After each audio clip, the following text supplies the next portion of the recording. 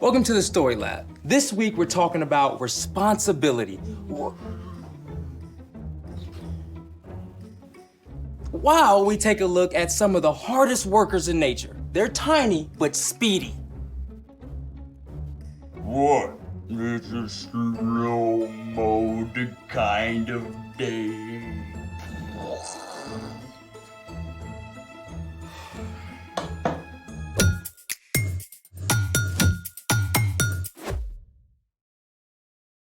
Hey, I'm Carter. And I'm Zeke. We're talking about responsibility, which is showing you can be trusted with what is expected of you. Okay, what's with the slow-mo? Winter break was so awesome. Sleeping in every day, no place to go.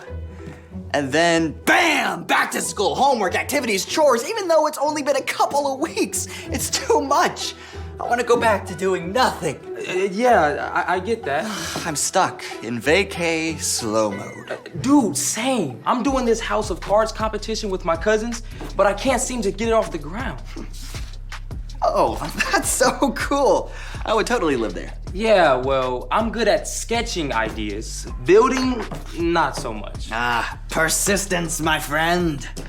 Dude, I've tried this 37 times. But you lack expertise. Oh, you're the expert? Well, my grandpa's the hardest working guy I know, and he's taught me everything he knows about building anything. Cards included. Sweet. Let's make it! All you need to build a house of cards is a deck of cards. Done. Oh, hey, is that Cyrus on your cards? Best dog ever. He's been in the family almost as long as I have. Well, show me what you got so far. Okay. I start like this. Okay. Wait, okay? I just need to get them to balance. Let me try again. Okay. There. Cool, so now Can I take a crack at it? be my guest. Oh, I'm always prepared. We can each build one. Alrighty. So first, you start by making a triangle, or as sciencey people call it, an apex. Then, you build a second one right next to it. And after that, you put a card right on top, like a roof. Whoa, hold on. That is exactly what I've been trying. Where and when did you get these? Well, my aunt gave them to me for Christmas. She had Cyrus's picture printed and everything. So, the cards are brand new. Yeah, I opened them this morning. Aha! Aha! But come on, can I get a light bulb? Want to share your light bulb moment? Yeah. Friction. Friction? Friction is a force that acts between two objects that are in contact with one another. It slows or stops movement between the two surfaces that are touching. Without friction, you get what happens when Mom asks me to mop the floor.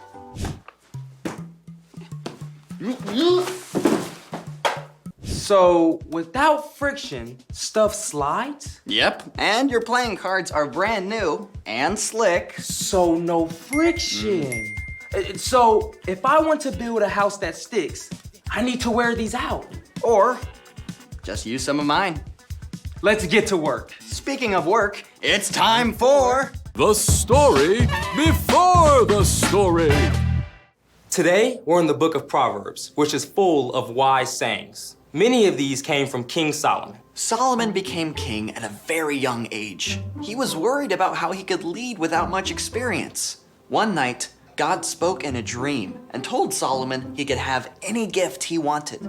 Solomon could have asked for money or power, but instead, Solomon asked God for wisdom so he could be the best leader for his people. God listened and honored Solomon by making him the wisest man on earth. Many of the things Solomon learned and said were written down together with other wisdom. The sayings called proverbs are short sentences or stories that help people make wise decisions in their everyday lives, which is where our story starts. Take it away. Hey everyone, I'm Brian. Did you know that God designed all of us, every single person, for good work? It's actually one of the first things we discover in the Bible. The first thing God did after creating the world and then Adam and Eve was to give them the amazing job of caring for creation. Our job is to love God and love others. And there are so many different ways we can do that. But you know, it often takes hard work. And in Proverbs, we find some unlikely role models for hard work. Ants. That's right. Those creepy crawlies that most people try to step on, they're rock stars.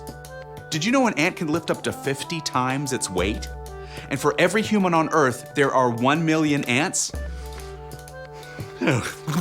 Okay, maybe don't think about that part too much. But ants are fascinating, and there's a lot we can learn from them. In Proverbs 6, we read, "You people who don't want to work, think about the ant.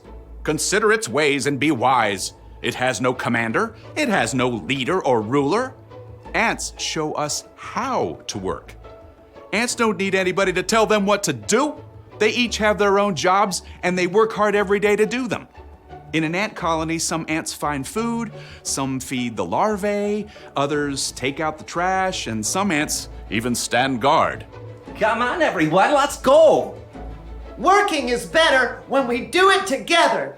And just like an ant, you can take responsibility for your own chores and schoolwork. That's right. Don't you wait for somebody to tell you to get started or to follow through. And if you need help, take responsibility to ask for it. Let's keep going. Ants show us something else too. But it stores up its food in summer.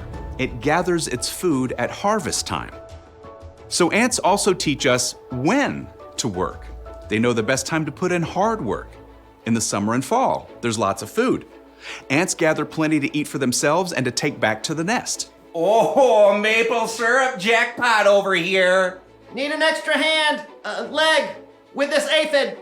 Then in the winter, the ants can cozy up and rest, staying warm together safely below ground. You know, that's a great picture for us. When it's time to work, work hard. And when it's time to rest, rest well. Learn how to truly take a break.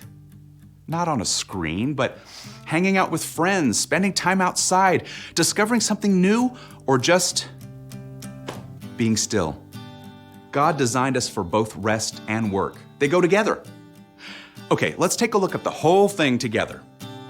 You people who don't want to work, think about the ant. Consider its ways and be wise. It has no commander, it has no leader or ruler, but it stores up its food in the summer.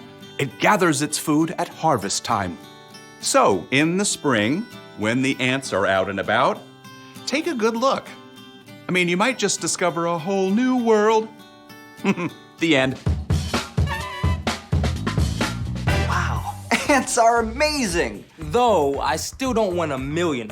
Well, the best thing is they don't give up until the job is done. So what's our part in the story? Well, one of the reasons ants are awesome is because no one has to tell them to work hard. They know what to do and they do it. You mean they anticipate? Yeah, well, you know, they actually do. In fact, Jesus is the most incredible example of what working hard means to us. He came to rescue us, and he followed through to the very end. I never thought about it that way. We've each got work to do too. That's for sure. You probably know what your parents and teachers expect of you, like making your bed or doing your homework before dinner. And you don't have to wait for somebody to remind you 3 times, just jump to it. Like I could surprise my parents by putting the dishes into the dishwasher before they even ask me to. Or if you see someone who needs help, don't wait for them to ask, offer a hand. That's right. And even if a job feels hard or frustrating, you can stick with it. Come on. Like my laundry, because somehow there's always more. Yeah, it's even important to work hard when your part doesn't feel super important, like in a group project. Your hard work is actually a way to love others and honor God. So take a lesson from 1 million of your tiny friends. And do the work God designed for you. I think you got it. Keep your eyes out for the ants and see you next time. So, here's the thing. Work hard even when you feel like giving up. Even when life seems as slippery as a new pack of cards. Oh, hey, check this out. Look where hard work got us. Hey, I gotta wear these cards out too. How about a game of Snap? Hard work, but somebody's gotta do it. Thanks for joining us in the Story Lab. See you next time. 1, All right. 2, 3, 4. Snap!